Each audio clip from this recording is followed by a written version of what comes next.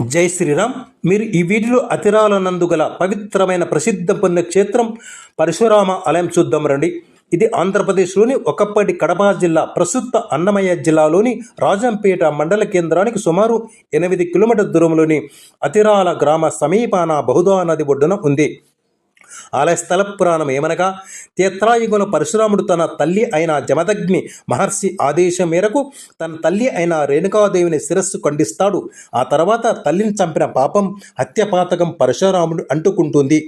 ఆయన చేతికి ఉన్న గుడ్డలు విడిపోదు.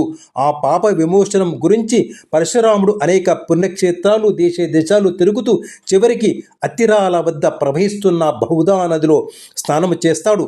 నదిలో స్నానం చేయగానే అతని చేతికి ఉన్న గుడ్డలి రాలిపోయి కింద పడిపోతుంది. పరశురాముడు ఈ నదిలో స్నానం చేసి ఇక్కడనే వెలిసిన శివుణ్ణి దర్శించుకొని తన పాపాలను పోగొట్టుకున్నాడు.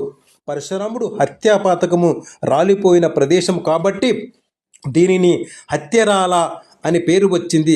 కాలక్రమేణా అది అత్తిరాలగా మారింది. ఈ క్షేత్రం పాప విమోచనకు ప్రసిద్ధి. దీనిని దక్షిణ గయ కూడా అని పిలుస్తారు. ఇటు ఆలయం క్రీస్తు శకం 7-10 శతాబ్దాల నాటిది. దీనిని మొదట వైదుంబ రాజవంశులు నిర్మించగా తదుపరి చోళులు పోషించారు. భారతదేశంలో పరశురామ ఆలయం ఉండడం చాలా అరుదు. అయినప్పటికీ ఇట్టి అతిరాలలో పరశురామ ఆలయం ఉండడం చాలా విశేషం. ప్రస్తుతం ఈ ఆలయం పురావస్తు శాఖ అర్థంలో ఉంది. అయినప్పటికీ ఎలాంటి అభివృద్ధికి నోచుకోలేదు. ఇది హైదరాబాద్ నుంచి 500 కిలోమీటర్ దూరంలో మరియు తిరుపతి నుంచి 80 కిలోమీటర్ దూరంలో ఉంటుంది. Thanks for watching.